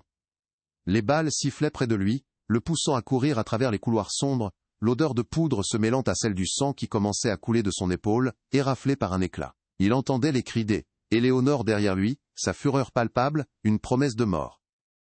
Le manoir, autrefois un lieu de mystère, était devenu un champ de bataille, chaque recoin une cachette potentielle, chaque porte un piège. Il devait échapper, emporter la vérité avec lui, la diffuser avant qu'elle ne soit de nouveau enterrée sous le poids de la violence et du pouvoir, une fois de plus. Il courut vers l'extérieur, vers l'obscurité de la nuit, le vent fouettant son visage, le souffle court. Derrière lui, le manoir valois était en proie au chaos, les lumières clignotantes et les cris des poursuivants. Il avait réussi à activer la diffusion, à envoyer les preuves, mais à quel prix? Son corps était endolori, son esprit en alerte maximale. Il ne savait pas si le signal avait été reçu, si la vérité avait vraiment échappé à la mainmise d'Éléonore. Mais il avait fait sa part, il avait tenu sa promesse à Pierre Duval. Le marteau, témoin et instrument, était toujours serré dans sa main, l'unique lien tangible avec le passé qu'il venait de déterrer, un fardeau et une victoire. Éléonore Valois, le visage déformé par la rage et la défaite, observa écran géant diffusant les secrets de sa famille, les symboles de sa confrérie, les noms de ses alliés. Le manoir résonnait encore de la voix de Duval, un écho moqueur. Elle savait que le plan d'Arthur avait fonctionné, que la vérité était sortie des murs de pierre, échappant à son contrôle. Ces hommes avaient fouillé le manoir, en vain, l'oiseau était envolé, emportant avec lui les preuves d'une conspiration que des générations avaient soigneusement dissimulée. La colère la submergeait, la faisant trembler de rage. La discrétion de sa lignée, son pouvoir, tout était menacé par cet architecte obstiné, et le fantôme d'un forgeron. Mais le plus grand défi restait à venir. Le signal était parti, les preuves étaient diffusées. Mais qui, dans ce monde corrompu par le pouvoir et l'influence des Valois, allait croire un architecte parisien contre une famille aussi redoutable? Les mots de Lefebvre résonnaient. Leurs tentacules étendaient partout. Arthur avait réussi à briser le silence, mais la bataille pour la justice ne faisait que commencer. La vérité était révélée, mais sa réception, son acceptation, allait déterminer le destin de Pierre Duval, d'Arthur, et de toute une région. Qu'allait-il advenir de ces révélations? Et comment Éléonore Valois, blessée et furieuse, allait-elle riposter pour tenter de reprendre le contrôle d'une histoire qui lui échappait désormais? Le signal, lancé dans l'urgence chaotique du manoir valois, n'avait pas été vain. Malgré la fureur d'Éléonore et les balles sifflantes, le message d'Arthur, porté par la voix enregistrée de Pierre Duval, et les preuves visuelles de son journal, avait percé le mur du silence. Des journalistes d'investigation, alertés par des sources anonymes, avaient intercepté les premières bribes, des images macabres, et des noms troublants commençant à circuler sur les réseaux. L'onde de choc fut immédiate, secouant la quiétude apparente d'une région endormie. Ce n'était pas un simple fait divers, mais une révélation explosive, une brèche dans le secret des puissants. Le marteau de Duval, symbole muet pendant des décennies, avait enfin trouvé sa voix, une voix amplifiée par la technologie moderne, atteignant des millions de personnes, et promettant de déterrer une vérité que l'on croyait à jamais enfouie. Arthur, blessé et épuisé, avait réussi l'impensable. Il avait allumé la mèche. Pour Éléonore Valois, la défaite était amère, cuisante. Les images de son manoir en proie au chaos, les secrets de sa lignée étalés au grand jour, étaient une humiliation sans précédent. La confrérie des ombres, ce réseau tissé avec tant de soin au fil des générations, se retrouvait soudainement exposé, ses membres paniqués par cette fuite incontrôlable. Les appels téléphoniques se multipliaient, les alliances vacillaient, la confiance s'effritait. Éléonore, enfermée dans le manoir, tentait désespérément de minimiser les dégâts, de contrôler la narration, mais le flux d'informations était trop rapide, trop vaste. Son empire de mensonges, bâti sur la peur et le silence, commençait à s'effondrer pierre par pierre, chaque révélation d'Arthur agissant comme un coup de bélier contre les fondations de son pouvoir. La gardienne des secrets était devenue la cible d'un scandale aux ramifications incalculables, et la rage impuissante la consumait. Arthur, quant à lui, avait trouvé refuge chez le commissaire Lefebvre. Son épaule ensanglantée pensait hâtivement. L'ancien policier, bien que choqué par la violence de la confrontation, avait reconnu l'urgence de la situation. Ensemble, ils avaient contacté un réseau de journalistes d'investigation fiables, leur fournissant l'intégralité du journal de Duval et les croquis, ainsi que le témoignage de Lefebvre sur les pressions passées. Arthur, épuisé mais rempli d'une étrange paix, sentait le poids de la responsabilité s'alléger. Il avait tenu sa promesse. Le marteau, toujours serré dans sa main, était plus un fardeau, mais le symbole d'une victoire arrachée de haute lutte. La course contre la montre était lancée. La vérité devait s'ancrer avant que les Valois ne puissent la déformer ou la faire disparaître une nouvelle fois, et Arthur était prêt à en payer le prix.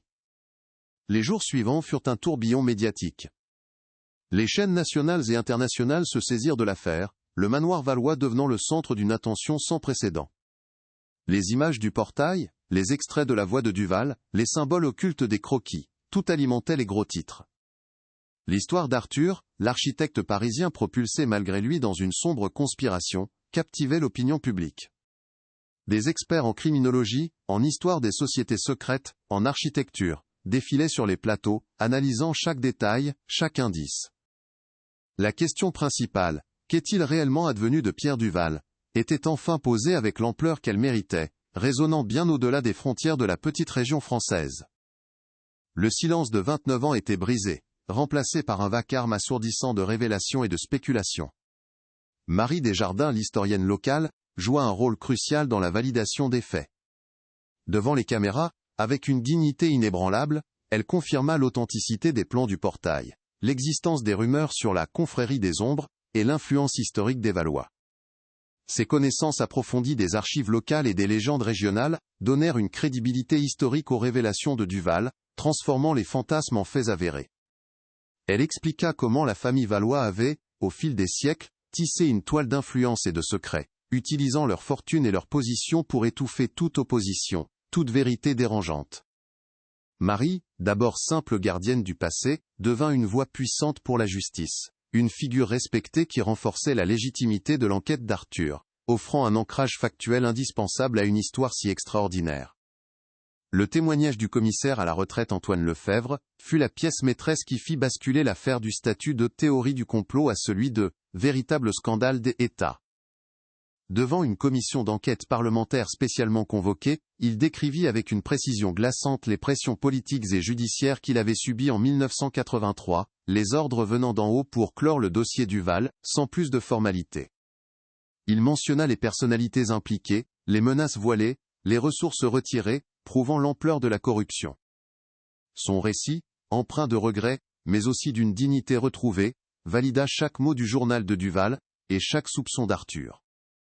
Le vieil homme, autrefois réduit au silence, devenait le porte-parole d'une vérité longtemps bafouée, offrant une rédemption tardive à sa conscience et à la mémoire du forgeron disparu. Les conséquences légales furent massives et sans précédent. Éléonore Valois fut arrêtée quelques jours plus tard, son manoir perquisitionné, ses biens gelés. L'enquête révéla l'ampleur des crimes de la confrérie, non seulement des rituels occultes, mais aussi un vaste trafic des œuvres d'art volées, des blanchiments d'argent à Shotaich, échelle internationale, et plusieurs autres disparitions non élucidées au fil des décennies, toutes liées à leurs activités secrètes. Les noms mentionnés dans le journal de Duval, corroborés par les investigations, entraînèrent une cascade d'arrestations parmi l'élite politique et économique du pays. Des juges, des hauts fonctionnaires, des hommes d'affaires respectés, tous tombèrent, emportés par les révélations. La justice, longtemps aveuglée par le pouvoir et l'argent, commençait enfin à rendre des comptes, démantelant un réseau tentaculaire, qui opérait dans l'ombre depuis des générations. Le journal de Pierre Duval, authentifié par des experts en écriture et des analyses forensiques, devint la preuve irréfutable du meurtre du forgeron, et des rituels macabres. Les descriptions détaillées des cérémonies, des symboles gravés, des victimes, glaçaient le sang. Il fut établi que Pierre avait été témoin d'un sacrifice humain, un acte abominable, qui l'avait poussé à cacher son témoignage dans le portail, sachant qu'il serait leur prochaine victime. La confrérie des ombres, dont les origines remontaient à plusieurs siècles, utilisait ces rituels pour renforcer les liens entre ses membres, pour asseoir leur pouvoir, et pour conjurer de prétendues entités obscures. des pratiques barbares dissimulées derrière une façade de respectabilité.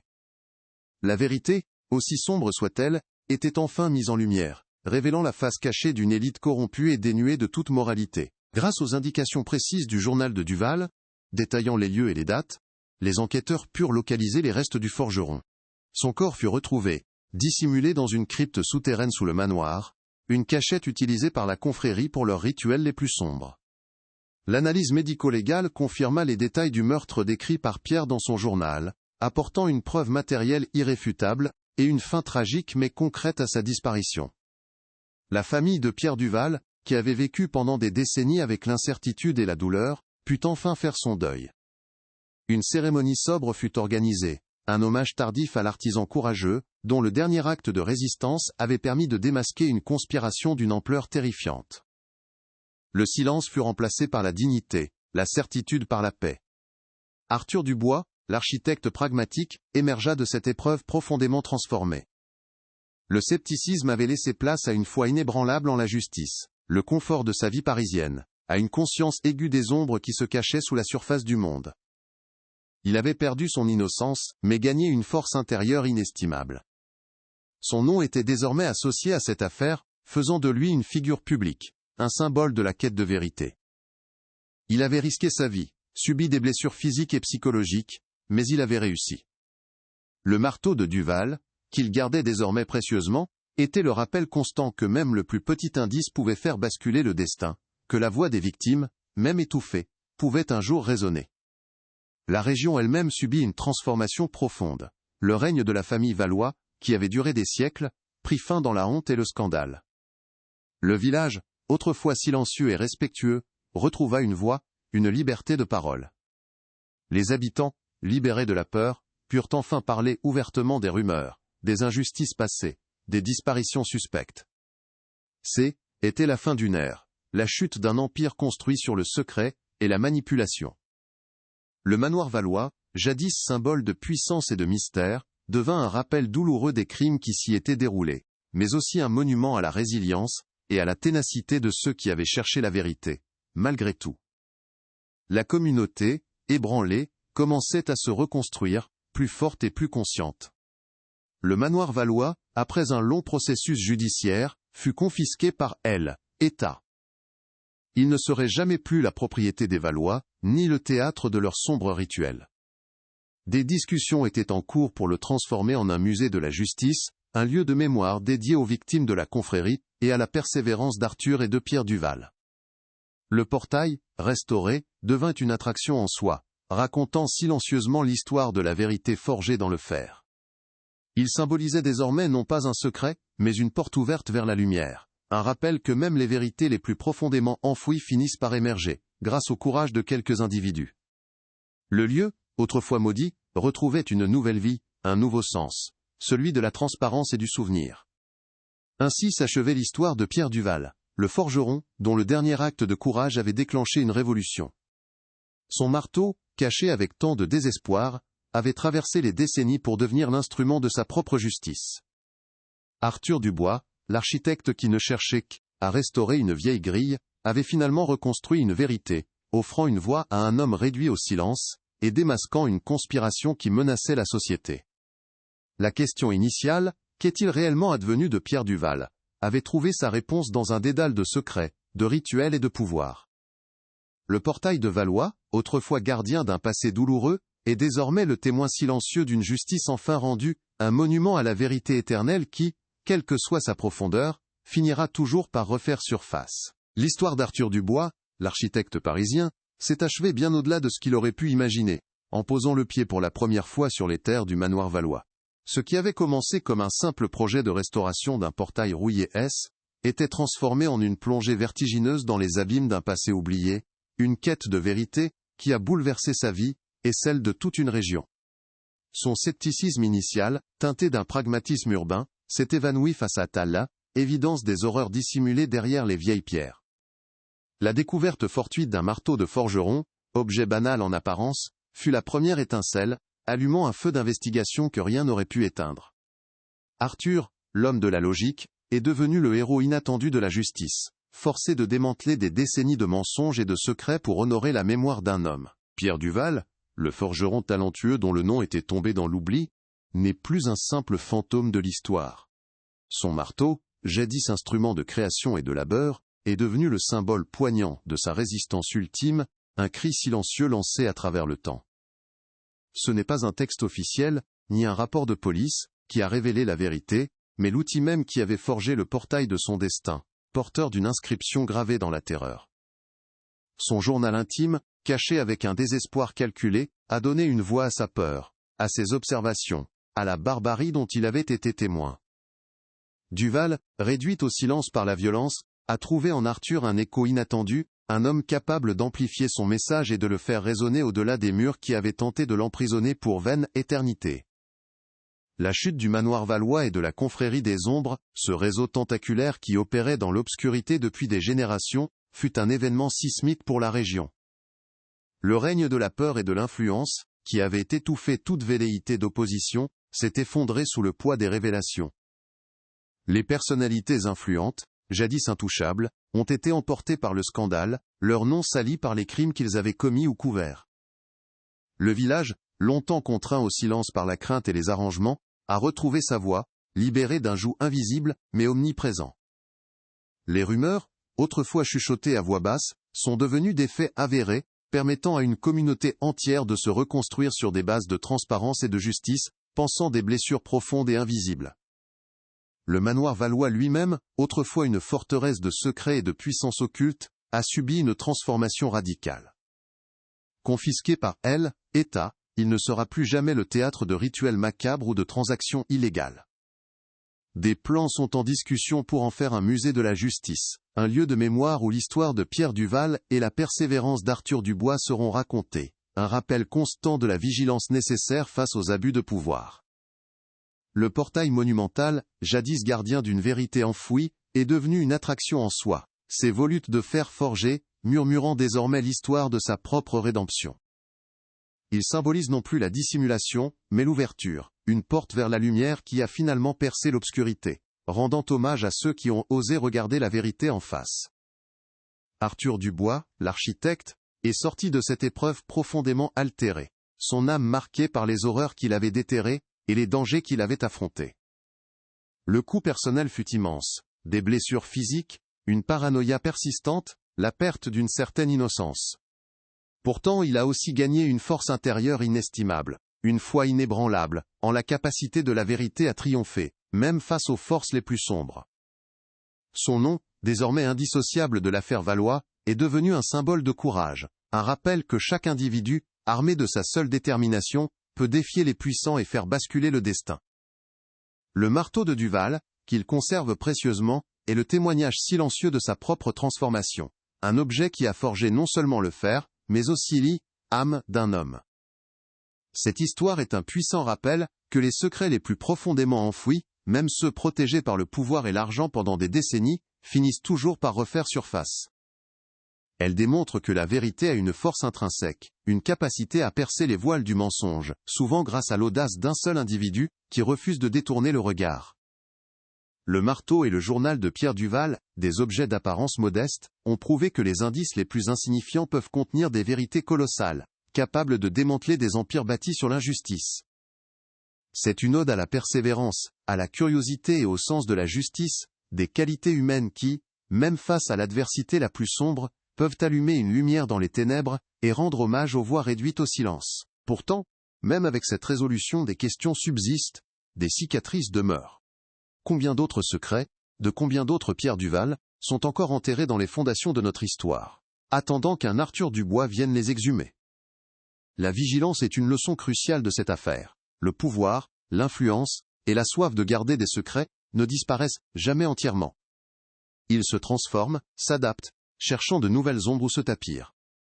L'affaire Valois n'est pas seulement un récit du passé, mais un avertissement pour le présent et l'avenir, nous rappelant que la quête de justice est un combat continu, exigeant une vigilance constante, et un courage renouvelé face à l'obscurité qui menace toujours de ressurgir. Le secret forgé dans le portail de Valois a finalement été brisé, révélant une vérité aussi terrifiante qu'inespérée.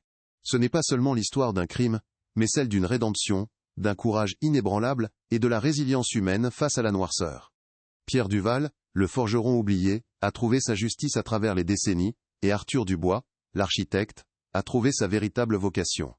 Le manoir valois, témoin silencieux, est devenu un phare, éclairant les profondeurs d'un passé qui refusait, être oublié. Cette saga nous rappelle que chaque pierre, chaque objet, chaque murmure peut cacher une histoire, et que parfois, il suffit d'un regard attentif, et d'une volonté farouche pour la révéler au grand jour, défiant le temps, et les puissants. Ainsi s'achève le récit du forgeron et de l'architecte, une histoire où le passé a violemment rattrapé le présent, où l'artisanat a révélé une conspiration, et où la lumière a percé l'obscurité. Mais le monde est vaste, et les ombres sont nombreuses. Qui sait combien d'autres portails, combien d'autres objets anodins, abritent encore des vérités inavouées, attendant patiemment leur Arthur Dubois. Le manoir valois n'est qu'un chapitre, une preuve que la justice, même tardive, finit toujours par trouver son chemin. Et cela, était que le début de quelque chose de bien plus grand.